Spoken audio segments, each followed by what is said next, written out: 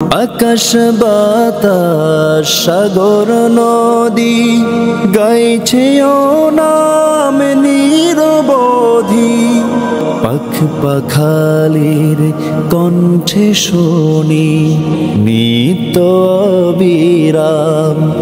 আল্লাহ আল্লাহ কি যে মধুর নাম। السلام عليكم ورحمة الله وبركاته. الحمد لله عالم الغيوب ودافع الكروب وفارج الخطوب، وأشهد أن لا إله إلا الله وحده لا شريك له مقلب القلوب وغفار الذنوب وستير العيوب، وأشهد أن سيدنا ونبينا محمدًا عبد الله ورسوله العابد قبل طلوع الشمس وقبل الغروب، صلى الله تعالى عليه وعلى آله وصحبه إلى يوم تتقلب فيه الأبصار والقلوب. أما بعد، فأعوذ بالله من الشيطان الرجيم. بسم الله الرحمن الرحيم. وما أرسلنا من قبلك إلا رجالا نوحي إليهم من أهل القرى أفلم يسيروا في الأرض فينظروا كيف كان عاقبة الذين من قبلهم ولدار الآخرة خير للذين اتقوا أفلا تعقلون। আল্লাহ তাআলা ইরশাদ করেন, আর আমি আপনার পূর্বে নগরবাসী শহরবাসীর মধ্য থেকে পুরুষদেরকে নবী রাসূল করে পাঠিয়েছি, তাদের প্রতি ওয়াহী করেছি। তারা কি জমিনে সফর করে দেখে না তাদের আগের লোকদের কি পরিণতি হয়েছে? আর আখিরাতের আবাসস্থল মুত্তাকিনদের জন্য উত্তম, তোমরা কি বুঝো না?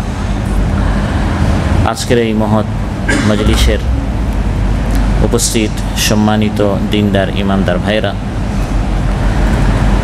সূরা ইউসুফ থেকে একটি মাত্র আয়াত 109 নম্বর আয়াত তিলাওয়াত করে এর সরল বাংলা অনুবাদ উপস্থাপন করেছি।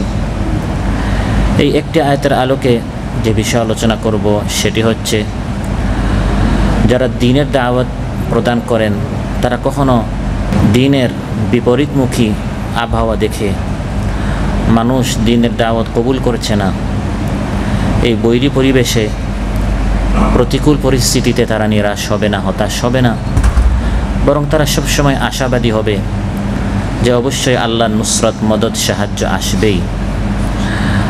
আমাদের কাজ হচ্ছে দাওয়াত দিয়ে যাওয়া। আগের নবীদেরকেও আল্লাহ তাআলা এভাবে বিভিন্ন নগরীতে পাঠিয়েছেন, তারা দাওয়াত দিয়েছেন। তাদের দাওয়াতে খুব কম মানুষ কবুল করেছে, তারা দুনিয়াতেও কামিয়াব হয়েছে, আখিরাতে তাদের জন্য আল্লাহ যা তৈরি করে রেখেছেন তা তো আরও অনেক উত্তম। আর যারা তাদের দাওয়াত, আগের নবীদের দাওয়াত কবুল করে নাই, বর্তমান তাদের এলাকার সাক্ষী হয়ে আছে, ধ্বংসস্তূপ হয়ে আছে। কীভাবে আল্লাহ তাদেরকে হালাক করেছেন, তাবাহ করেছেন, ধ্বংস করেছেন। নবীর দাওয়াত কবুল না করে নিজেদের শক্তি সামর্থ্যের উপর তারা ভরসা করেছিল, কিন্তু দেখা গেল যখন আল্লাহর শাস্তি এসেছে, তাদের এই উপায় উপকরণ, দুনিয়াবী শক্তি তাদের কোনো কাজে আসে নাই। সম্মানিত ভাইরা, এই আয়াতে আল্লাহ সুবহানাহু ওয়া তাআলা একটি বিরাট বিষয়কে 2-3টি বাক্যে প্রকাশ করেছেন, যার সারাংশ হচ্ছে, হে নবী, হে আমার হাবিব সাল্লাল্লাহু আলাইহি সাল্লাম, কাফির মুশরিক তারা যে আপনার কথার প্রতি দৃষ্টি দেয় না, তারা যে আপনার দাওয়াত কবুল করছে না, তার কারণ হচ্ছে এই যে তারা এই জিনিসটা ভাবে যে এই কিছুদিন আগ পর্যন্ত যে মুহাম্মদ, যে ব্যক্তির জন্ম হলো তাদেরই শহরে, এই মক্কা নগরীতে, এবং তাদের সামনে এই মুহাম্মদ শুরুবেলায় শৈশব থেকে কৈশোর, কৈশোর থেকে যৌবন, এবং যৌবন থেকে সে এখন বার্ধক্যে পৌঁছল, তার ব্যাপারে তারা কেমন করে এই কথা মেনে নিবে যে একদিন হঠাৎ তিনি এসে বলবেন যে আমি আল্লাহর পক্ষ থেকে নবী হয়েছি। এতদিন তিনি নবী ছিলেন না, হঠাৎ এসে বলবেন আমি নবী হয়েছি, আর তারা তার দাওয়াত কবুল করবে। এটি তাদের নিকট একটি অবাক এবং বিস্ময়কর বিষয় ছিল যে এই মুহাম্মদকে আমরা ছোটোবেলা দেখলাম, তারপর তার কৈশোর দেখলাম, যৌবন দেখলাম, এখন 40 বছরে উপনীত হয়ে এখন সে বলছে আমি আল্লাহর পক্ষ থেকে নবী, তোমরা আমার দাওয়াত কবুল করো। এটি তাদের নিকট একটি বিস্ময়ের বিষয় ছিল এবং প্রশ্নের বিষয় ছিল। অথচ এটা কোনো নতুন কথা নয়। দুনিয়ায় আজ প্রথমবার তাদেরকেই এই পরিস্থিতির মুখোমুখি হতে হয়নি, বরং এর আগেও আল্লাহ তাআলা দুনিয়াতে অনেক নবী পাঠিয়েছেন। ওমা আরসালনা মিন ক্বাবলিকা মির রাসূল, আপনার আগে আমি আরও অনেক নবী পাঠিয়েছি, এবং তারা সবাই মানুষ ছিলেন, তারা সবাই পুরুষ ছিলেন। ওই আগের এলাকায়ও সেখানে কখনো হঠাৎ কোনো শহরে কোনো অপরিচিত ব্যক্তি এসে এই কথা বলেনি যে আমি আল্লাহর পক্ষ থেকে নবী। বরং যত নবীকে আল্লাহ পাঠিয়েছেন ওই প্রত্যেক নবী রাসূল সাল্লাল্লাহু আলাইহি সাল্লামের মতো শৈশব, কৈশোর, যৌবন সেখানে কাটিয়েছেন। আল্লাহ তাআলা বলেন যে আমি নূহ আলাইহিস সালামকে পাঠিয়েছি তার কওমের নিকট, তার কওম আদের নিকট আমি তাদের ভাই হুদকে পাঠিয়েছি। তিনি তাদের ভাই ছিলেন, তাদের এলাকায় নগরীতে তিনি বড় হয়েছেন। যখন নবী হয়েছেন তখন তিনি তাদেরকে আল্লাহর দিকে দাওয়াত দিয়েছেন। ঠিক তেমনিভাবে সালেহ আলাইহিস সালাম, ইব্রাহিম আলাইহিস সালাম সবাই তাদের জীবনের প্রথম ধাপগুলো তাদের এলাকায়, তাদের নগরীতে তারা কাটিয়েছেন। মানবতার সংস্কার এবং সংশোধনের জন্য আগত সকল নবীগণ তাদের নিজস্ব এলাকা, নিজস্ব কওম, সংশ্লিষ্ট জনগোষ্ঠীর এই এলাকার মধ্যেই তারা থাকতেন। এটিই ছিল তাদের জনবসতি। কাফির মুশরিকরা অবাক হলো যে মুহাম্মদ তো আমাদের মতো একজন মানুষ, সেটা আবার নবী হয়ে কী করে? নবী একজন আসমান থেকে ফেরেশতা আসবেন, একজন রাজা বাচ্চার মধ্যে বিশাল শান শৌকতের মালিক হবে, তার সাথে বডিগার্ড হবে। তো আল্লাহ তাআলা বলেন আগের প্রত্যেক নবীকে আমি এভাবে পাঠিয়েছি, অন্য এলাকা থেকে নবী আসেন নাই, নবী ওই এলাকারই হতেন এবং সেখানেই তার মিন আহলিল কোরা, ওই এলাকারই তিনি হতেন, ওই নগরীরই তিনি হতেন। তারপর তিনি তাদের সামনে দাওয়াত পেশ করতেন।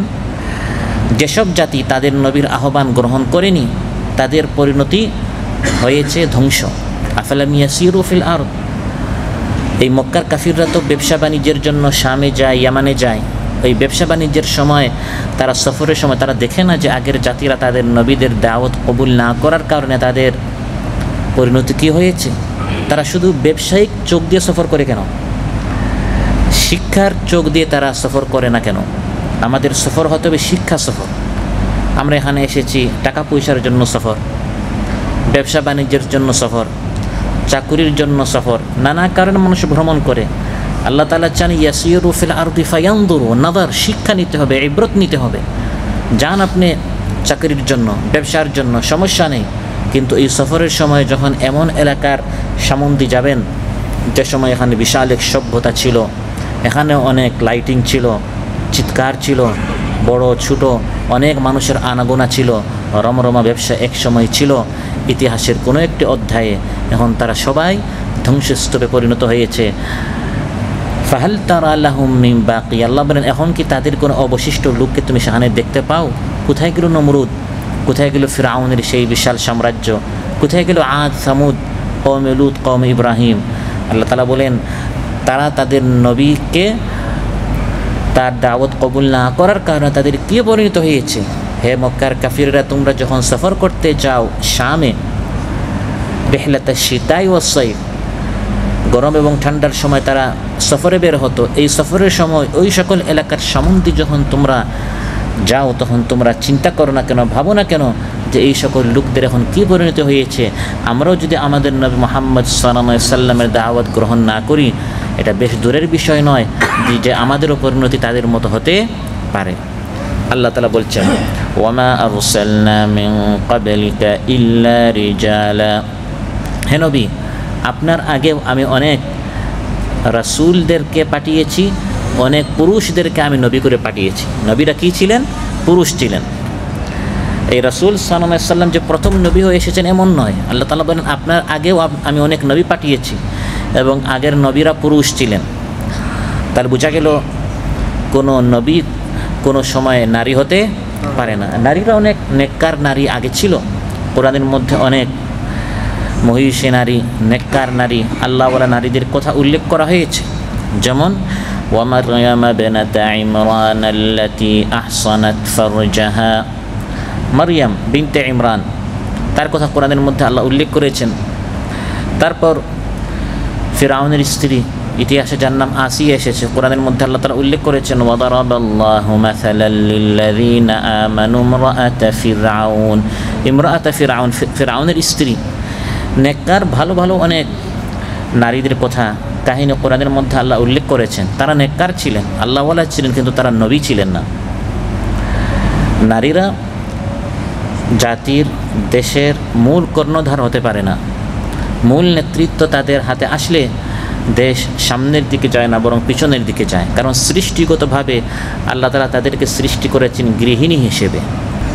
তারা ঘরের সেবক হবে, তারা ঘরের খেদমত তাদের হাতে হবে।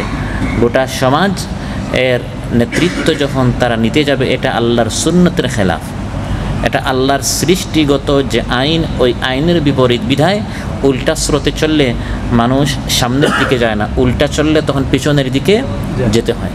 এই জন্য নবীদেরকে আল্লাহ তাআলা পাঠিয়েছেন সব সময় ইল্লা রিজালান। আল্লাহ বলেন পুরুষদেরকে আমি হে নবী আপনার আগে যত নবী পাঠিয়েছি তারা পুরুষ ছিলেন। আর যেহেতু পুরুষ বলা হয়েছে তাহলে বোঝা গেল তারা মানুষও ছিলেন, কারণ সাধারণত পুরুষ মহিলা মানুষের ক্ষেত্রে ব্যবহার করা হয়, আর অন্যান্য প্রাণীর ক্ষেত্রে রাজুল ইমরা পুরুষ মহিলা বলা হয় না, বরং নরনারী বলা হয়, মাদি বলা হয়, এভাবে অন্যান্য শব্দ ব্যবহার করা হয়। তো পুরুষ এই শব্দটি প্রয়োগ করার মাধ্যমে বোঝা গেল আমাদের বিশ্বাস যে আগের সকল নবীরা মানুষ ছিলেন। কি ছিলেন? মানুষ, পুরুষ ছিলেন। নবীরা এসে তাদের কওমকে নিজেদের পরিচয় তারা এভাবে তুলে ধরেছেন, হে আমাদের জাতি, আমরা আসমান থেকে আগত কোনো মালাইকা, কোনো ফেরেশতা না, আমরা অন্য কোনো সৃষ্টি নয়, বরং আমরা তোমাদের মতোই মানুষ। পার্থক্য হচ্ছে আল্লাহ আমাদেরকে ওয়াহি দ্বারা, নবুয়ত দ্বারা, রিসালাত দ্বারা মনোনীত করেছেন। সুবহানাল্লাহ। তোমরা হচ্ছে সাধারণ মানুষ, আমরা হচ্ছে অসাধারণ মানুষ, আমরা আল্লাহর পক্ষ থেকে প্রেরিত নবী, এতটুকু পার্থক্য। কিন্তু আমরা অতি মানব নয়, মানুষের ঊর্ধ্বে অন্য কোনো সৃষ্টি আমরা নই। قالت لهم رسلهم إن نحن إلا بشر مثلكم ولكن الله يمن على من يشاء من عباده। নবীরা তাদের কওমকে বলেছেন ইন্নাহনু ইল্লা বাশারুম মিসলুকুম, আমরা তো তোমাদের মতোই মানুষ। তোমাদের মতো অর্থাৎ সৃষ্টিগতভাবে, তোমাদের মতো অর্থাৎ তোমাদের মতো গুনাহগার নই। তোমাদের মতো এই শব্দটা বলতে গেলে অনেকে মনে করে যে তোমাদের মতো বলতে গিয়ে এরা বলে যে মানুষ, যে নবীরা হচ্ছেন আমাদের মতো গুনাহগার। নাউযুবিল্লাহ। এটা কোরআনের শব্দ, তোমাদের মতো। মিসলুকুম, মিসল মানে সমান, বরাবর, মতো। তো মতো কোন দিক দিয়ে? সৃষ্টিগতভাবে আমরা মাটির, তারাও মাটির, তারা নূরের নয়।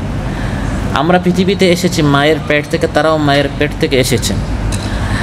আমরা পুরোদিন শ্রম দেওয়ার পর দিন শেষে আমরা ক্লান্ত হই, তারাও ক্লান্ত হন। আমাদের ঘুমের প্রয়োজন, তাদের ঘুমের প্রয়োজন। ক্লান্ত হন না, শ্রান্ত হন না, ঘুমের প্রয়োজন নেই। এটা নবীদের গুণ নয়, এটাই হচ্ছে আল্লাহর গুণ। লা তাখুযুহু সিনাতুন ওয়ালা নাওম, তন্দ্রা এবং নিদ্রা কাকে স্পর্শ করে না? নবীদেরকে নয়। নবীরা সৃষ্টিগতভাবে মিসলুকুম, আমাদের মতো মানুষ। ঘুমের প্রয়োজন আছে, আরামের প্রয়োজন আছে, খাবারের প্রয়োজন আছে। এই দিক দিয়ে তারা আমাদের মতো মানুষ, কিন্তু অন্য দিক দিয়ে তারা আমাদের মতো মানুষ নয়। সেটা হচ্ছে আমরা গুনাহগার, তারা হচ্ছেন নিষ্পাপ, তারা হচ্ছেন মাসুম, তারা হচ্ছেন আল্লাহর পক্ষ থেকে মনোনীত প্রেরিত নবী রাসূল। সুবহানাল্লাহ। ওয়ালাকিন্নাল্লাহা ইয়ামুন্নু, আল্লাহ তাদের উপর দয়া করেছেন। কি? যে আল্লাহ তাআলা তাদেরকে নবী বানিয়েছেন। যেমন মহানবী সাল্লাল্লাহু আলাইহি ওয়াসাল্লামকে আল্লাহ বলছেন, হে হাবিব, আপনার পরিচয় এভাবে তুলে ধরে আপনি মানুষের সামনে তুলে ধরুন। قل إنما أنا بشر مثلكم يوحى إلي أنما إلهكم إله واحد। হে নবী, আপনি বলুন আমি তোমাদের মতোই মানুষ, কিন্তু পার্থক্য হচ্ছে তোমাদের উপর ওয়াহি আসে না, আমার উপর ওয়াহি আসে। সেজন্য রাসূল সাল্লাল্লাহু আলাইহি ওয়াসাল্লাম নিজের ক্ষেত্রে বাড়াবাড়ি করতে নিষেধ করেছেন। আজ আমাদের সমাজেও কিছু মানুষ নিজেদের পরিচয় দেয় আমরা হচ্ছি নবীর গোলাম। নাউযুবিল্লাহ। আমরা নবীর উম্মত, আমরা নবীর আনুগত্য করি, আমরা নবীর অনুসরণ করি, কিন্তু আমরা নবীর দাসত্ব করি না, আমরা নবীর গোলামি করি না। আবেদুল্লাহ, আব্দুল নবী নই, আব্দুর রসুল নয়, আমরা গোলাম দাস হচ্ছে একমাত্র কার? আল্লাহ তাআলা। ইয়্যাকা না'বুদু, ইয়্যাকা ওয়া ইয়্যার রাসূল না'বুদু, আমরা বলি যে আমরা আল্লাহর এবং নবীর না'বুদু ইবাদত করি না, ইবাদত একমাত্র হে আল্লাহ তোমারই করি। আল্লাহর দাসত্ব এবং রাসূল সাল্লাল্লাহু আলাইহি সাল্লামের আনুগত্য, রাসূলের দাসত্ব নয়। এজন্য মহানবী সাল্লাল্লাহু আলাইহি সাল্লাম ইরশাদ করেছেন, আমার ব্যাপারে হে আমার উম্মতেরা তোমরা বাড়াবাড়ি করিও না, যেরকম খ্রিস্টানরা বাড়াবাড়ি করেছে ঈসা আলাইহিস সালাম সম্পর্কে। তাকে উঠাতে উঠাতে এখন তারা তৃত্ববাদে বিশ্বাসী। তিনজন হচ্ছেন আত-তাসলিস, তাসলিস যেটাকে বলা হয় তৃত্ববাদ, যে আল্লাহ, মরিয়ম এবং ঈসা আলাইহিস সালাম, ইন্নাল্লাহা সালিসু সালাসা, এই তিনজন মিলিয়ে আল্লাহ। নাউযুবিল্লাহ। এত উঠানো, নবীদেরকে সম্মান করতে করতে উঠাতে উঠাতে অতি ভক্তি করতে করতে এখন তারা মুশরিক হয়ে গেল, তারা কাফির হয়ে গেল, তারা নবীকে আল্লাহ বানিয়ে ফেললো। মহানবী সাল্লাল্লাহু আলাইহি ওয়াসাল্লাম নিষেধ করেছেন, লা তুতরুনি কামা আতরাতিন নাসারা ঈসা ইবনে মারইয়াম, আমার ক্ষেত্রে তোমরা অতিরঞ্জন করিও না, বাড়াবাড়ি করিও না, সীমা লঙ্ঘন করিও না, যেরকম নাসারা খ্রিস্টানেরা ঈসা আলাইহিস সালাম সম্পর্কে বাড়াবাড়ি করেছে, বরং আমার সম্পর্কে তোমরা বলো ওয়ালাকিন কুলু আবেদুল্লাহি ওয়া রাসূলু, আমি হচ্ছে আল্লাহর গোলাম এবং আমি হচ্ছে আল্লাহর রসুল। এই দুটি গুণ বলা হয়েছে মাঝামাঝি স্তরে রাসূল সাল্লাল্লাহু আলাইহি ওয়াসাল্লামকে রাখার জন্য। তাকে বলা হয়েছে যে তিনি আল্লাহ নন, আল্লাহর চেয়ে তিনি নিচে, তিনি হচ্ছেন আবদ, গোলাম। রব হচ্ছেন কে? আল্লাহ। তিনি হচ্ছেন আবদ, আবদুল্লাহি ওয়া রাসূল। আবদ বলে তাকে আল্লাহর মাকাম থেকে নামানো হয়েছে, রাসূল বলে তাকে আমাদের মাকাম থেকে উঠানো হয়েছে। তাহলে এখানে তিনটে স্তর, একটা হচ্ছে আল্লাহ, একটা হচ্ছে রসুল, একটা হচ্ছে আমরা হচ্ছে সাধারণ মানুষ। তিনি আমাদের মতো নয়, ওয়া রাসূল, আমাদের চেয়ে তিনি সম্মানিত। আবার এই দ্বিতীয় স্তর থেকে তাকে প্রথম স্তরে উঠানো যাবে না, এটি হচ্ছে মাকামুর রুবুবিয়্যা, মাকামুল উলুহিয়্যা, উলুহিয়্যাতের মাকাম স্তর, আল্লাহর স্থান। এখান থেকে নামানো হয়েছে, আবদ বলা হয়েছে। তাহলে তিনি আল্লাহর আবদ আর আমাদের রসুল। রাসূল সাল্লাল্লাহু আলাইহি ওয়াসাল্লাম আল্লাহর পক্ষ থেকে রসুল আমাদের জন্য, বিধায় তিনি আল্লাহর মাকামে নন। এবং আমাদের মতো উঠতে বসতে চলতে ফিরতে দেখতে শুনতে আমরা গুনাহ করি, এভাবে তিনি গুনাহগার না, বরং তিনি হচ্ছেন মাসুম, নিষ্পাপ ও রাসূল। এখন যদি এই রাসূল থেকে আমি উঠালাম, যেটি হচ্ছে তার মাকাম, সেখান থেকে আবার উঠাতে উঠাতে যদি আবদের উবুদিয়্যতের মাকাম থেকে, স্থান থেকে আমি তাকে উলুহিয়্যতের মাকামে পৌঁছে দিই, এটাকে বলে বাড়াবাড়ি, সীমালঙ্ঘন করা। এই সীমালঙ্ঘন করতে রাসূল সাল্লাল্লাহু আলাইহি ওয়াসাল্লাম নিষেধ করেছেন, কিন্তু নিষেধ করা সত্ত্বেও আজ আমাদের সমাজে এক শ্রেণীর মানুষ নিজেদেরকে তারা এভাবে পরিচয় দেয় যে আমরা হচ্ছি নবীর গোলাম, তারপর নবী গাইব জানেন, নবী সব কিছু দেখেন, আমরা এখানে আলোচনা করছি, আলোচনা শুনছি তার সম্পর্কে, এগুলি সব তিনি জানেন শুনেন। তারা আল্লাহর নবীর মধ্যে পার্থক্য কোথায় রইল? গাইব একমাত্র আল্লাহ জানেন, সর্বস্থানে বিরাজমান, সর্বস্থানে সব কিছু তিনি দেখেন, শুনেন, জানেন, জ্ঞান দ্বারা তিনি সর্বত্র বিরাজমান। তিনি হচ্ছেন কে? আল্লাহ তাআলা। তার সত্তা হচ্ছে আরশে, কিন্তু সর্বত্র বিরাজমান। তার ইলম দ্বারা, শ্রবণ এবং দৃষ্টিশক্তি দ্বারা তিনি হচ্ছেন আল্লাহ। তিনি নবী নন, তার মাকাম অনেক বেশি, কিন্তু তিনি আল্লাহ নন। এই জন্য আলোচ্যাতে আল্লাহ তাআলা বলেন যে তারা ছিলেন, আমি যত নবী পাঠিয়েছি তারা মানুষ ছিলেন, তারা পুরুষ ছিলেন, এবং তাদের মধ্যে মানুষের সৃষ্টিগত এই সকল সিফত ছিল। খাবারের সময় তাদের খাবারের প্রয়োজন হতো, আর হায়াত ফুরিয়ে গেলে তারা মারা যেতেন। মারা যান না একজন, তিনি কে? আল্লাহ। কুল্লু মান আলাইহা ফান ওয়া ইয়াবকা ওয়াজহু রাব্বিকা যুল জালালি ওয়াল ইকরাম। আল্লাহ বলেন এই পৃথিবীর সবাই ফান, শেষ হবে, একমাত্র আল্লাহ তাআলা বাকি থাকবেন। সুবহানাল্লাহ। নবীরা এসেছেন, আবার তারা মৃত্যুবরণ করেন, তারা মৃত্যুর ঊর্ধ্বে নন, মৃত্যুর ঊর্ধ্বে একমাত্র আল্লাহ তাআলা। ওয়ামা জাআলনাহুম জাসাদান লা ইয়াকুলুনা আত-তাআম ওয়ামা কানু খালিদিন। আল্লাহ তাআলা বলেন আমি তাদেরকে এমন শরীরের অধিকারী বানাই নাই যে তাদের খাবারের প্রয়োজন নাই। নবীরা আমাদের মতোই মানুষ, তাদের খাবারের প্রয়োজন হতো। ওয়ামা কানু খালিদিন, আর তারা চিরস্থায়ী ছিলেন না, তারাও মারা যেতেন। আর খাবারের এমন প্রয়োজন, আমি আপনি যেরকম শপিং করতে যাই, মার্কেটিং করতে যাই, কেনাকাটা করতে যাই, তারাও এভাবে কেনাকাটা করতো। এবং এটিই ছিল কাফিরদের একটি আপত্তির কারণ, যে নবী আসবেন একটি বিশাল শান শৌকত নিয়ে, একটি মানে দেখতে মনে হবে নবী, তার সাথে আল্লাহর পক্ষ থেকে বডিগার্ড থাকবে, রক্ষী বাহিনী থাকবে, তিনি আমাদের সাথে বাজারে যান, সাধারণ একজন, এভাবে কেমন নবী? আল্লাহ বলেন আগের সব নবীরাই এমন ছিলেন। ওয়ামা আরসালনা قبلك من المرسلين إلا إنهم ليأكلون الطعام ويمشون في الأسواق আগের সব নবীরাই খাবার খেতেন আর আসওয়াক বাজার মার্কেট তারা আগে কেনাকাটা করতেন। এই হিসাবে তারা আমাদের মতোই মানুষ। দৈনন্দিন জীবনে আমরা যা যা করি তারাও তা করেন। আমরা যারা আল্লাহর দিকে দাওয়াত দিতে এসেছি আমরা যে অনেক কিছু হয়ে গিয়েছি এমন না। ওয়াকাল ইন্নানি মিনাল মুসলিমিন, আমি মুসলমানদের মতোই একজন। অন্যান্য মুসলমানদের যা করতে হয় আমরাও তা করি। হ্যাঁ, আমরা আল্লাহর বাণীটি মানুষের নিকট পৌঁছাতে এসেছি। আমাদের যেমন স্ত্রী সন্তান রয়েছে, নবীদেরও কি ছিল? স্ত্রী সন্তান ছিল। ولقد أرسلنا رسلا من قبلك وجعلنا لهم أزواجا وذرية। তাহলে সৃষ্টিগতভাবে তারা আমাদের মতোই মানুষ ছিলেন, কিন্তু একটি পার্থক্য, সেটি হচ্ছে আমার আপনার উপর ওয়াহি আসে না, তাদের উপর কি আসতো? ওয়াহি আসতো। বিধায় তারা ছিলেন আল্লাহর প্রেরিত নবী রাসূল। আল্লাহ তাআলা বলেন নূহি ইলাইহিম ওমা আরসালনা মিন ক্বাবলিকা ইল্লা রিজালান নূহি ইলাইহিম, তাদের উপর ওয়াহি আসতো। এটি হচ্ছে একটি পার্থক্য। আর ওয়াহিটা কি? তাদের উপর যত ওয়াহি এসেছে সব ওয়াহির সারাংশ হচ্ছে লা ইলাহা ইল্লাল্লাহ। ওয়ামা আরসালনা মিন ক্বাবলিকা মির রাসূলিন ইল্লা নূহি ইলাইহি আন্নাহু লা ইলাহা ইল্লা আনা ফা'বুদুন। তেমন হযরত মূসা আলাইহিস সালামের প্রতি আল্লাহ বলেন, হে মূসা, আমি তোমাকে ওয়াহির জন্য ইখতিয়ার করেছি। ওয়াহিটা কি?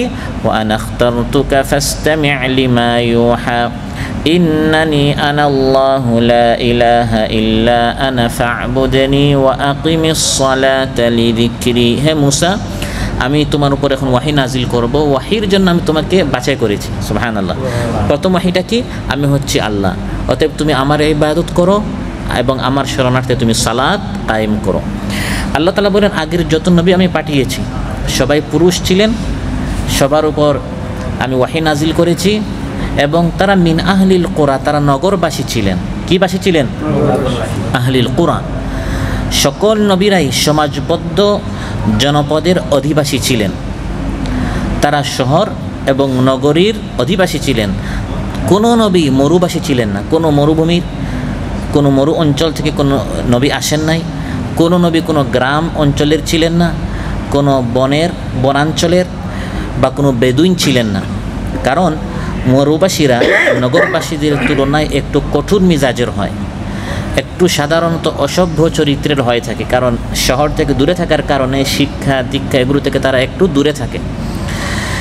কিন্তু তুলনামূলকভাবে শহরবাসীরা মরুভূমি এবং যারা জঙ্গলে থাকে তাদের তুলনায় শহরবাসীরা একটু কোমল হয়, গম্ভীর হয়, সভ্য হয়, ভদ্র হয়। আর এই ধরনের বৈশিষ্ট্য নবুয়তের জন্য আবশ্যক।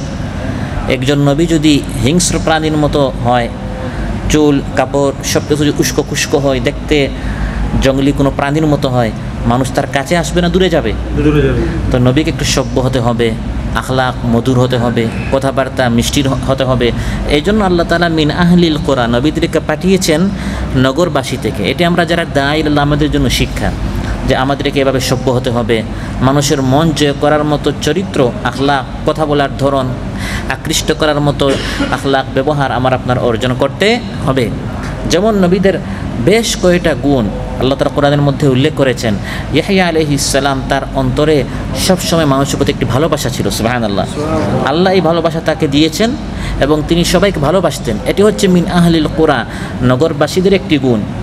ওয়াহানানাম মিন লাদুন্না ওয়া যাকাতাও ওয়া কানা তাকিয়া। তারপর কয়েক নবীর নাম উল্লেখ করে আল্লাহ বলেছেন তারা সবাই সবরকারী ছিলেন, তারা সবর করতেন। কি করতেন? এটি নবীদের একটি গুণ।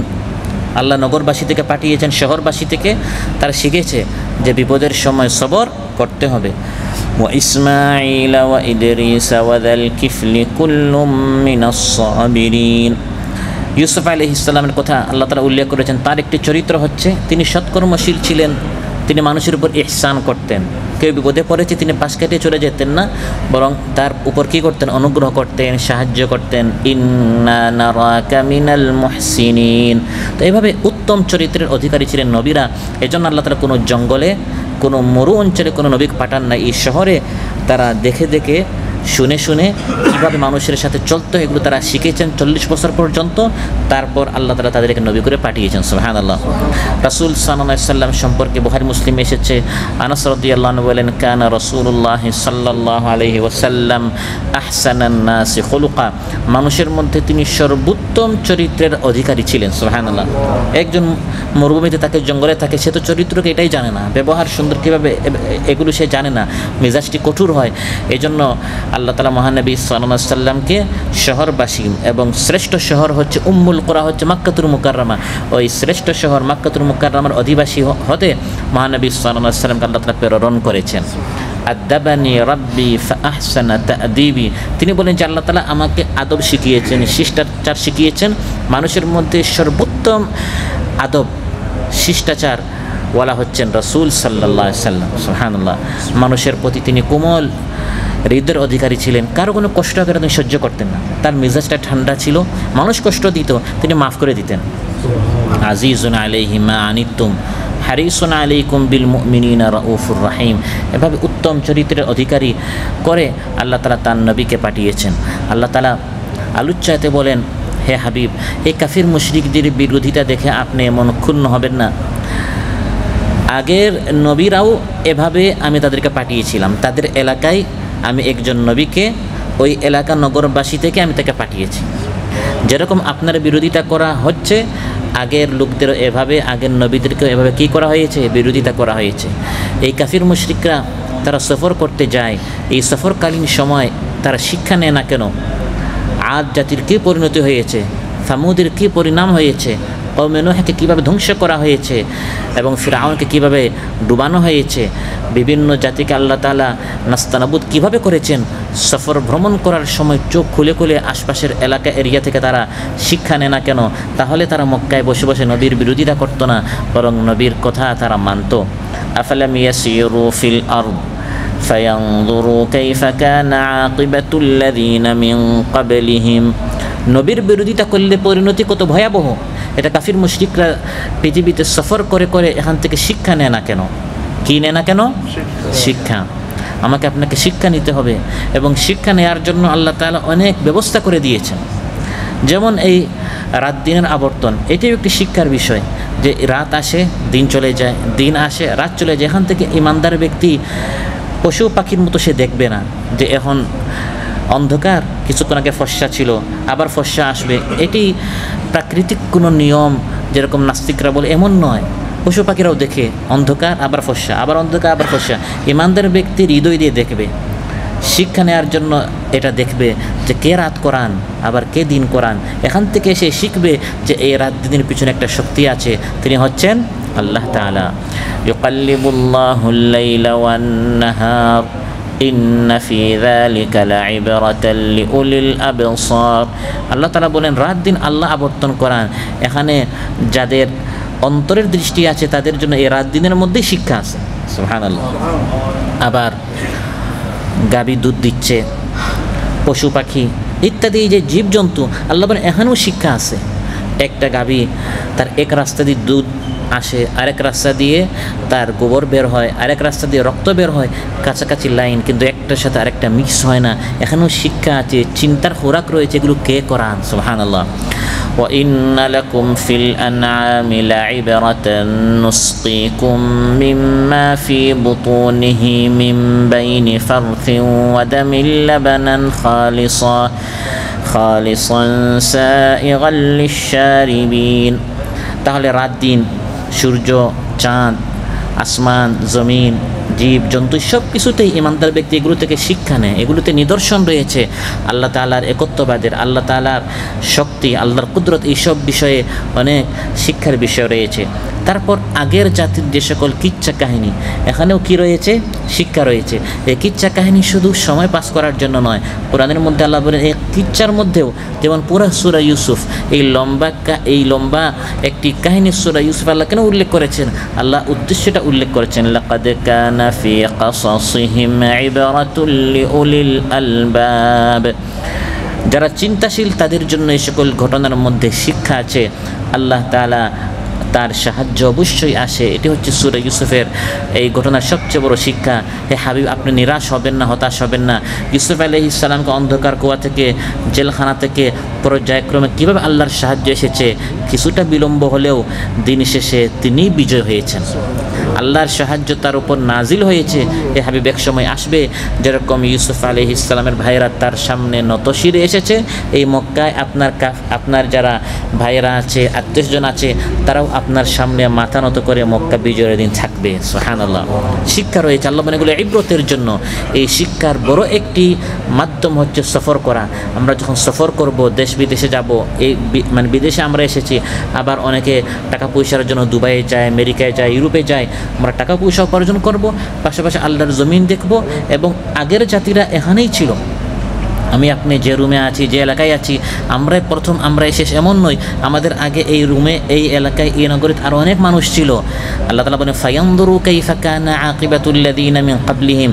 সফর করে করে একটু চিন্তা করো ওই সকল লোকের পরিণতি কোথায়। তোমার এই দেশে, এই নগরীতে, এই এরিয়ায় তোমার আগে যে লোক ছিল, সে তো তোমার চেয়েও শক্তিশালী ছিল। সেও নবীকে মানে নাই, সেও আমার কিতাবকে হতে পারে মানে নাই। সে তার শক্তি, তার চাকরি, তার ব্যবসা বাণিজ্যে সে মোহিত হয়ে গেছে, ভেবেছে এটাই দুনিয়া, আমি সব। আল্লাহকে ভুলে গিয়েছিল। কানু আশাদ্দা মিনহুম কুওয়াতান ওয়া আসারুল আরদা ওয়া আমারুহা আকসারা মিম্মা আমারুহা ওয়া জাআতহুম রুসুলুহুম বিল বায়িনাত। আল্লাহ বলেন পৃথিবীতে সফর করে করে শিক্ষা নাও। আগের লোকরা তোমাদের চেয়ে বেশি শক্তিশালী ছিল। আমার আপনার যতই দৈহিক আর্থিক শক্তি হোক, আগের লোকদের চেয়ে আমরা দুর্বল। কারণ যত প্রজন্ম যায় শক্তি কী হয়? কমে। তাহলে আপনি একটু স্বাস্থ্য পেয়েছেন, একটু যুবক হয়েছেন, ভাবছেন একটু ইনকাম করে ফেলি, নামাজ রোজা বাদ দিয়ে, ইমান ইসলাম বাদ দিয়ে, এই শক্তি যে আপনি একটু পেয়েছেন, আপনি কী বা শক্তি পেয়েছেন? দুদিন পর পর অসুস্থ হয়ে যান, দুদিন পর পর মাথা ব্যথা, পেট ব্যথা। আগের লোকরা তো আল্লাহকে মানে নাই, কিছুটা হলেও দুনিয়া পেয়েছে, 100 বছরও পেয়েছে, একদিনও মাথা ব্যথা হয় নাই।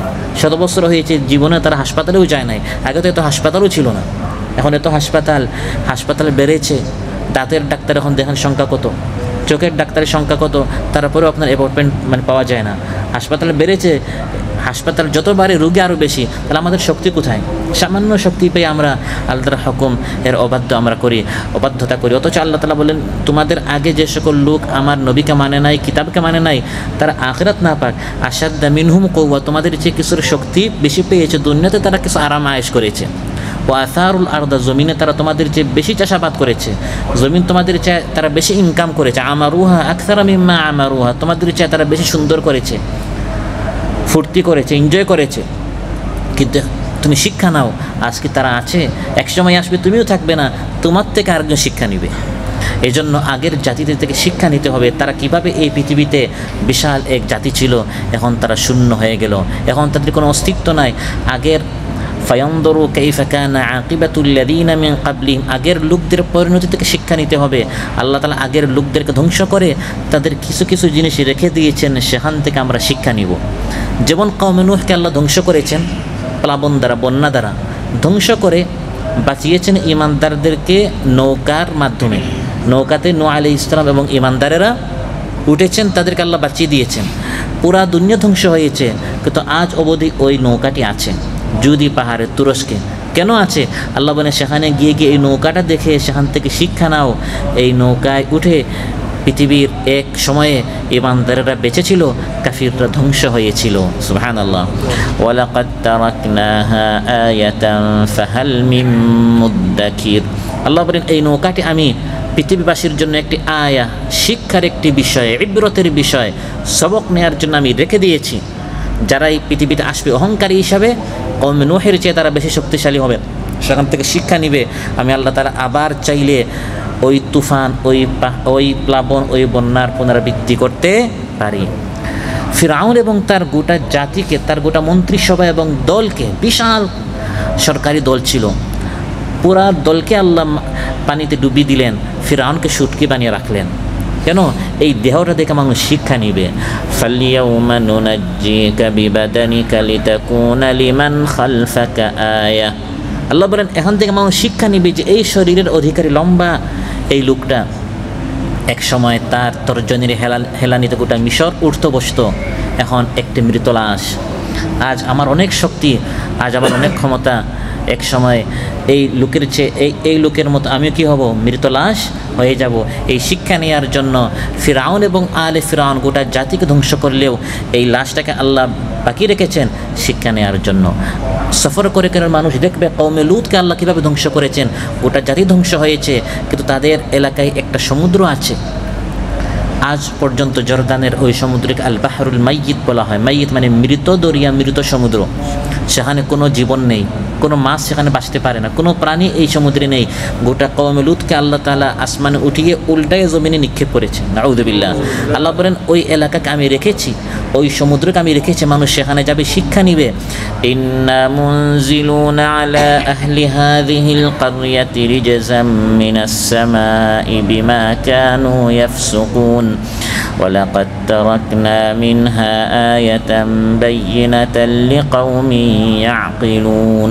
যাদের আকল আছে তারা ওখানে গিয়ে একটু কি নিবে, শিক্ষা নিবে। আর যাদের আকল নাই শুধু কি সেলফি উঠাবে, শুধু আপনার সেলফি উঠাই ফটো উঠাই বলবে এটা আমরা এখান থেকে একটু মানে বিনোদনের জন্য, একটু খুশি এবং মনের মনোরঞ্জনের জন্য একটু মানে ঘোরাঘুরি করতে গিয়েছে।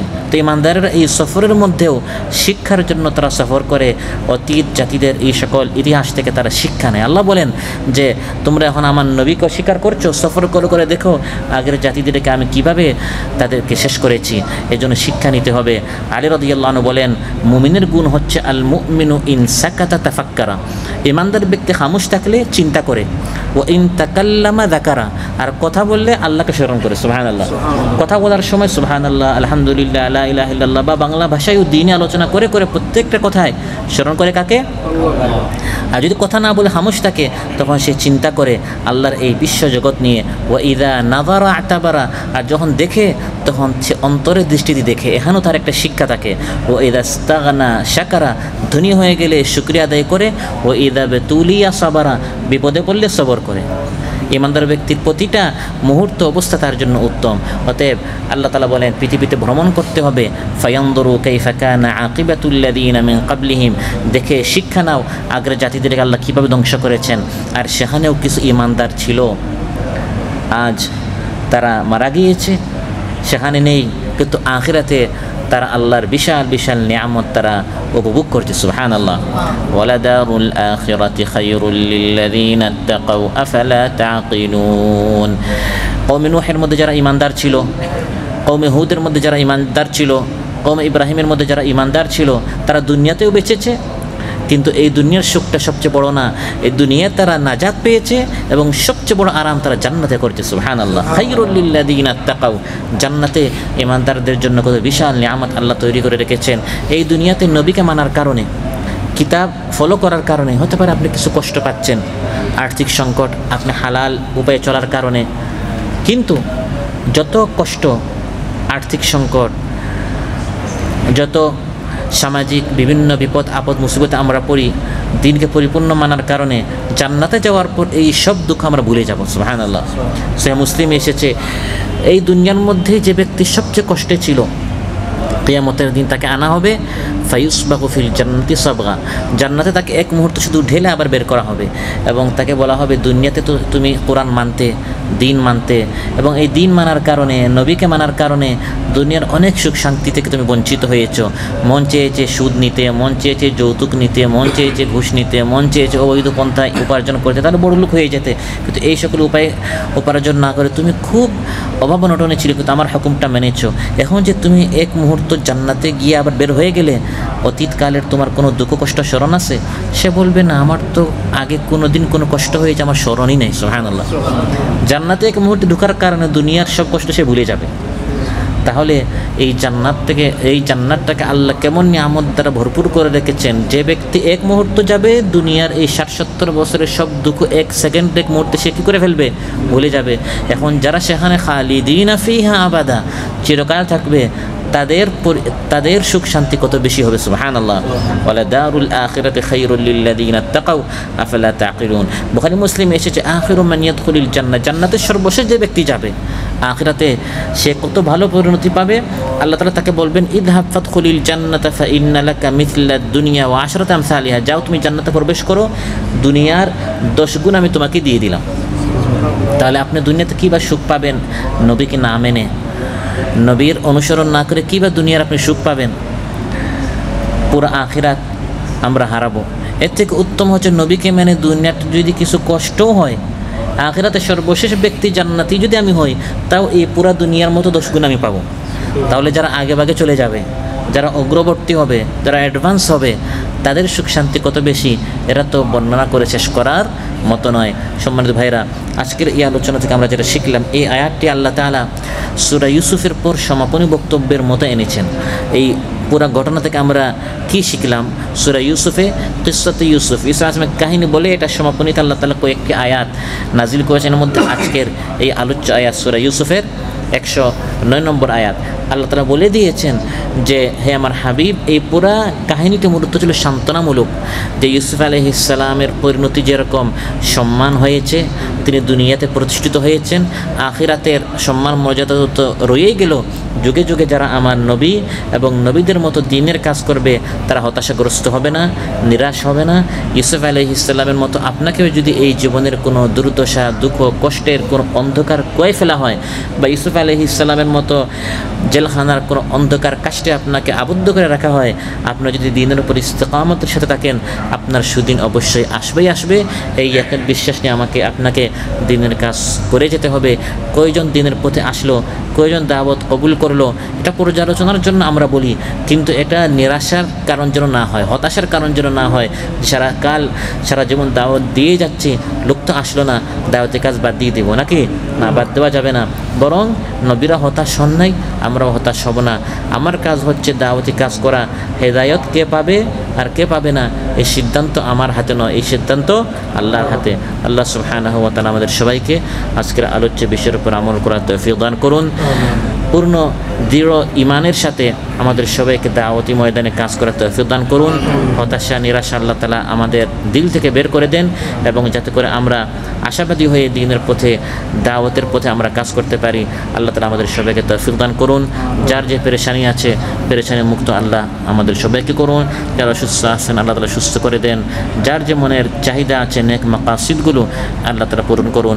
আসসালামু আলাইকুম ওয়া রাহমাতুল্লাহি ওয়া বারাকাতুহু।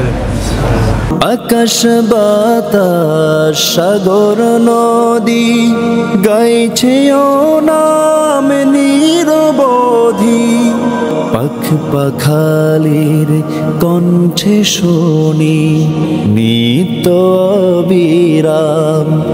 আল্লাহু আল্লাহু কি যে মধুর নাম।